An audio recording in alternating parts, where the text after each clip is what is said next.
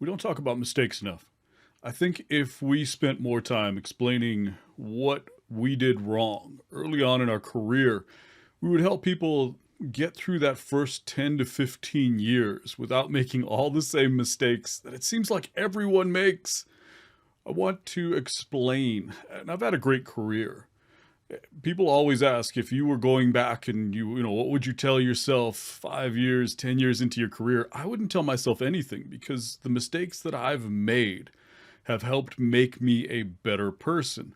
But that doesn't mean that you should make the same mistakes over again. Make some new ones. Everyone makes mistakes and we learn how to be better by making smarter mistakes than the last generation of us did.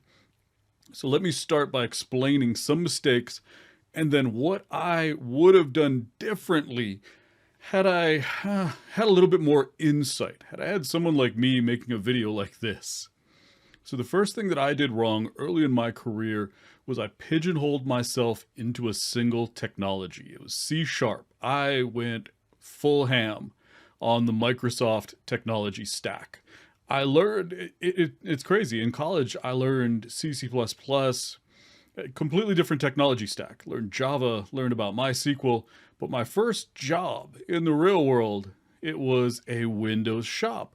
So I pivoted hard into C Sharp, Microsoft SQL, VB, that entire stack. And that was a huge mistake because when I went to look for the next job, I was stuck with a technology stack and no experience in any other stack. The majority of the jobs that were around me, C, C++, hardware focused. If I'd have just maintained my capabilities, I would have had so many opportunities. I would have been one of those combination skills type people who understood the hardware side and that back end software side. It would have made me so valuable, but I pigeonholed myself. So it's important. Technology is just a tool, nothing else. You definitely want to master what you're using currently, but you also want to keep an eye on all of the other technology stacks and which ones are in highest demand, especially in the area of focus or in the industry that you happen to be in, because what you're using now may not be what you use for the rest of your career or in your next role. So don't pigeonhole yourself into a single technology. The next thing I did wrong was I chased prestige and title instead of developing a deep expertise and advancing faster. I thought that it was better to go after the cooler, the perceived better. So early on in my career, I was installing software. I was installing hardware. I was out at customer sites and I said, you know what? QA is cooler because in the company that I was working for, QA was looked up to more than the job that I was doing. Even though the job I was doing was just as critical to the business, I would have had a longer career at that business because it was a more mission critical role. If I'd have become an expert and a specialist, I would have advanced faster. I'd have been promoted into leadership probably 2 years before I actually was when I bounced into QA, but I chased the prestige. So I went from being an installer to being a QA engineer to being a software developer. I was thinking because, once you get into QA, the software developers are so much cooler. They got so much more power. So, of course, I'm chasing the prestige. I want to be a software developer. Where if I'd have just stayed in QA, I could have advanced faster. It was a highly in-demand role. And what was funny was I chased into a software development role, left that company, and what did I get a job doing? QA, quality assurance. If I'd have just specialized, I would have moved up faster. And so that's very important. Master what you do and then hop when you see kind of a career plateau coming or when you see that particular role being threatened. Maybe it's something that isn't going to be as lucrative going forward. Salaries are dropping. Or you see the demand for that role dropping. Maybe automation is replacing it. Maybe the technology is simply obsolete, and so it's time to move forward. So master what you're doing now and look forward. This is very much like that last lesson that I taught. But this is from a role standpoint, not just a technology standpoint. Look at the job you do in the business and consider how critical it is. Don't worry about the prestige, especially if you're chasing, data scientist or data engineer. Don't worry about the prestige of the job title. Figure out what's best for your career long term. And that's not always chasing a fancier job title. Sometimes you can move faster within the organization that you're in using the expertise that you've already developed and just becoming better at what it is that you do. I thought, and this is my next big problem, I thought getting promoted past senior meant that I had to just tack on a ton more technical skills. That was a huge mistake. I had a bunch of what's going on moments. This is what made me realize that I was doing something wrong. I wish somebody had told me. They'd just come out and said, look, technology skills get you to the point where you're a senior engineer, senior data scientist, senior machine learning engineer, senior software developer. But what gets you to that next level is less about adding technology skills, because that's what I did. I just stacked on as many technologies as I could. I learned everything from front end to back end, hardware, databases, everything. I thought architecture is my way. And I just kept stacking skills, but I didn't get anywhere. I wasn't getting promoted. I kept thinking, what am I doing wrong? How am I the most technical person here and not the highest ranked person here? And so I had these what's going on moments where a less capable group, and I remember this vividly. I was part of a quality assurance team, and there was another quality assurance team who was not as competently run, not as technical, not as competent, but they were the ones who got control of the direction of quality assurance. They ended up absorbing my group. And it was my moment of, what's going on here? Wait a minute, how? It was because they were relationship builders. They built the relationship with other teams within the business, other technical teams, and with senior leadership. They spent their time building relationships, where I spent my time building another technology skill. That was a mistake. I saw less capable leaders getting promoted. I was at another stage in my career. I couldn't get it. I had this team that was performing so well. We were competing against other companies that had teams 10 times our size, and we were still producing just as well as they were. How was I not moving ahead? Well, I wasn't that easy to work with, and I wasn't focused on communicating. I was just focused on getting the work done. And I didn't realize that moving forward, it wasn't about more technology. It wasn't about that. It was about being easier to work with and being better at communications. That's why people moved forward faster than I did, because they focused on some capabilities that were more important. And then the last what's going on moment for me was watching product management. I thought the technical teams should be the ones working with senior leadership to guide the technical direction of the business. This is the projects and products we should be working on. Here's what we should be doing, and really driving it from a technology standpoint. And product management was always at the front. They were always deciding what we were going to work on. I didn't get it. I said, why? I am the most technical. Shouldn't I be the one talking about the technical direction of the business? But no, they had a strategic focus. They also had the ability to communicate for persuasion. So they were able to talk to senior leadership in value terms and strategic terms. And they could convince them, they could persuade them to go with their direction instead of brute forcing it like I was trying to do. I thought it was all about work, technical. And it wasn't. There were these new skills, and getting past that senior level, whether it's a senior leader or a senior individual contributor, it's less about focusing on packing on new technology skills, and it's more about focusing on an entirely different capability set. We should have done that sooner. I had Superman syndrome. That's my fourth mistake. I thought running everything alone and putting it all on my shoulders, it was easier to work by myself and just get it done than bring 5 people in and do all the stuff that was necessary to get them up to speed, and I could just do it faster myself. I had my way or the highway syndrome too. Like I assumed in every situation I was the smartest person in the room, therefore just everyone should do what I do.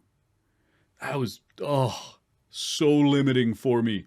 And it made me, if you want to talk about why was I hard to work with, I was one of the reasons why. Because I kept coming into meetings and just by force of will expected everyone to do what I told them to and what I thought was the best thing to do. I did not go about creating a consensus. I didn't do any of that. It was a huge mistake. I had Superman syndrome. Like, put that S on my chest. I will take it from here. I'll do everything. Just put it on my shoulders. I got this. And I thought that's how you got promoted. Was by being the person who just always was the one succeeding, always was the one everyone turned to, always be me. Everything was me. And I didn't allow people to try, and I didn't really create a safety net for them when they failed so that they could learn how to do, so that I wasn't always the person. I thought I always had to be the smartest person in the room, and I should have surrounded myself with greatness. I should have been surrounding myself with people who were better than me, who could teach me, who could make me better, instead of surrounding myself by people that I would have to continually be teaching and that I didn't bring up to speed. So that was, and from an individual contributor standpoint, I should have been training and teaching people. I should have been bringing others along with me so that I could move on to the next project, so that I could move on to the next challenge, so I could be promoted and not have to be in that role. Because if I am always the critical person, I can never move forward. Why? Because if I do, it falls apart. And so this concept of teaching, of training, of collaborating, of creating a team, of sharing knowledge, and then being there for people. Yes, they're going to fail. And I thought that was, no, I can't let them fail. Yeah, actually I can, but I just have to be there for them when it happens to prevent something terrible or something catastrophic from going on. That was the important piece. And as a leader, there's a flip side to it. I made my early teams all about me. I thought if I wasn't working, if I wasn't the one doing, I wasn't leading well. And it turns out it's actually the opposite. The best teams, the best leaders are the ones where the leader can leave the team and the team doesn't miss a beat. Where there's someone to step into the leader's shoes and everything keeps going. That's the best way to run a team. And I thought it had to be me. I thought if it wasn't me, I was failing and people were going to think I was doing a bad job or I was lazy. That's not the case at all. I had to take myself out of the center of the team and let the team take over. I wish I'd have done that sooner. I allowed fire drills to dictate my priorities for way too long. The first 10 years of my career were all about just letting fire drill prioritization just run everything. That was such a huge mistake.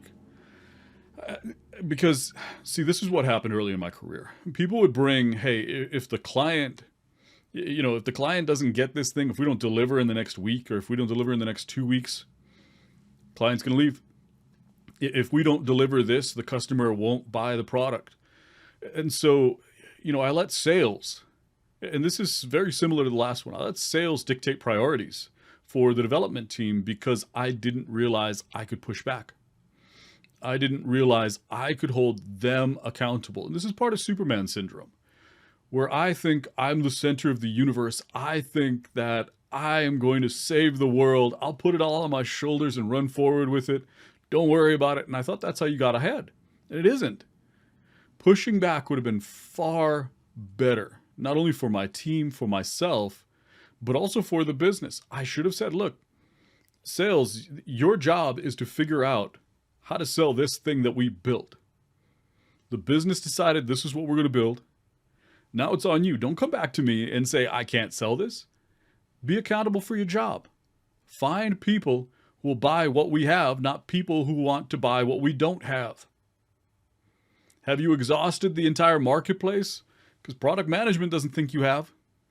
Why are you coming to me with your problem? That's pushback. I wish I'd have learned that art much sooner, because that would have held the right group accountable. Instead, I allowed them to put the accountability on me. And that was a mistake. just across the board. I wish I'd have figured that out first. The second side of that is managing up. And again, back to building relationships, which is something I should have done much sooner. I should have been building a relationship with my leadership and their leadership. I should have been building trust and talking to them just so much earlier on, getting them to understand I'm knowledgeable.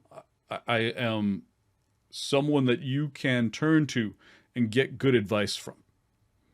So when I said that's not possible or that's not a good idea, I would have had credibility. I would have been able to manage up and say, look, that's an unreasonable expectation, and then push back and say, this is why we can't, as a development team, make up for the shortcomings of our sales organization. They can't keep pushing the accountability down the road to us. That would have been a far more effective leadership style. But I didn't do that. I didn't know that, and I really wish I had. The next one is waiting for people to give me an opportunity. Waiting for a promotion. Waiting for just something to open up. When I was moving, talking back to that QA role, trying to get from being in installation, an installer, to getting into quality assurance, chasing that prestige, I also waited. I was waiting for somebody to open a spot for me. I was waiting when I shouldn't have been. I should have been more proactive. I should have been going out and talking to leadership in QA and say, look, hey, I want a role. Can you create one for me? And here's the value I could bring to you. Here's why you should bring me in. And I was customer centric. I was finding more bugs in the field than they were doing these test runs. I was a better quality assurance engineer than their engineering team because I thought like the customer. I created test cases because I was in the field. I created test cases that were real world instead of being sort of this imaginary. Maybe this will work, or maybe this is how they'll use it. I was there in the trenches every day watching customers use the software. I knew what test cases we should be running. And I waited, and I ended up getting passed up. The first spot that opened up, somebody else got, who was not as good as I was, but they were proactive. They were in QA all the time saying, hey, if you bring me in-house, we can find these before they ship, before they get to the field. I wasn't. I just assumed they'd figure it out, and they didn't. And so someone who was less qualified than me got that first role. And I learned something. I have to be out there. And you know why a lot of us don't get out there? It's because we're afraid of rejection. And that's what was wrong with me. I was afraid that if I asked, someone was going to say no. And I had a great mentor explain something to me. They said, when I ask, I get rejected one time. So if the worst happens, I get rejected that one time. But I give myself the opportunity to be persuasive, to pitch my case, and potentially get a yes. So asking gives me the opportunity to get a yes. Not asking means every day I get told no. That was eye-opening for me. If I ask, I only get told no once, in the worst case. But if I don't ask every day, I still want the same thing, and I have no opportunity of getting a yes. So every day, I get told no. That changed me from just an opportunity perspective. How I went after opportunities changed. Because I realized asking was the easiest way to get a yes, not the easiest way to get a no. I was already getting no. I stopped waiting for people to give me an opportunity, and I began to chase opportunities, and now I make opportunities for myself. It's a critical transition point in your career when you go from waiting for people to give you an opportunity to actively pursuing them. And then finally, and this has been the most valuable lesson that I've learned, it's focusing on hours. I did that forever. I thought the measure of my worth was the number of hours I put in and the work that I did instead of the value that I created. When I was an installer, I worked 80, 90-hour weeks. I worked a lot as an installer, and I thought that was how you got ahead. Just put in the hours, put in a ton of hours, and that's how I was going to get ahead. It was the work. Then I said, okay, so maybe if I deliver more, so I'm going to figure out how to do the same work, but I'm going to do it faster. And so when I work 12 hours a day, I'm going to produce more in that 12 hours than anybody else can produce. I'm going to be so productive. I'm going to put in so many hours and deliver faster than anyone else did. And I did initially get promoted, but I plateaued pretty quick because I was focusing on the amount of work done, not on the value that work created. That was a huge just disconnect in my career because the work is the lowest value creation piece of it. It's figuring out what should I be doing. And that's that strategic mindset and that value centric mindset is saying to myself, what should I be doing? How do I optimize? If I only have 8 hours today, how do I optimize the value that I create during that 8 hours? Not the amount of time that I work or the amount of work that I do. It's value. At the end of the day, I want to have produced the maximum value. And when I started my business, the hourly rate started fading into the background really quickly. I thought it was all about the number of hours and, putting in work every hour and always, and that wasn't it. It was value creation. When I began to switch from hours worked to value produced, I became so much more valuable, so much more in demand because I could do something very few people could do. My work was focused on building value. And that was something that I did early on in data science that no one else was doing. I talked about value. I said we as data scientists are accountable for delivering value to the business, and here's how you do it. I provided frameworks. I did it myself and created the example, sort of the blueprint at a lot of different companies. And that's where I got the majority of my business from because I made it work in a way that generated revenue. That was huge.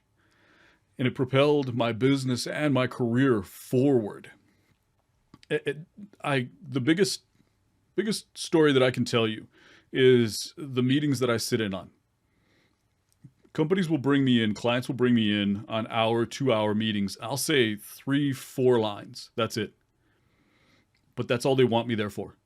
They want me to know when I need to break into the conversation and exactly what I need to say in order to add value. Know why the people who pay you. Know why they pay you. Perfect the value creation. It's an art form. So perfect the art of creating value, not the art of doing work or being there for a certain number of hours. And you'll find this very quickly. No one cares how many hours you work. Only the fools in the company do. They care about how much value you can produce. If you can produce more value in 8 hours than most people do in 24, no one is going to care that you only work 8 hours a day. It's all about value creation. So those are my 7 biggest lessons. Those are the things that you got some stories of what I did wrong, so hopefully you can generalize a little bit from my specific one-liners to what you may be encountering, what you may be seeing in your early to mid-career. And that's what I would have done differently. That's what I wish I would have realized and what I wish I would have focused on, what activities I should have done, what mindset I should have adopted. Hopefully that helps you avoid making the mistakes I did so you can make some brand new ones that will push you forward faster than, making the same mistakes everyone else does.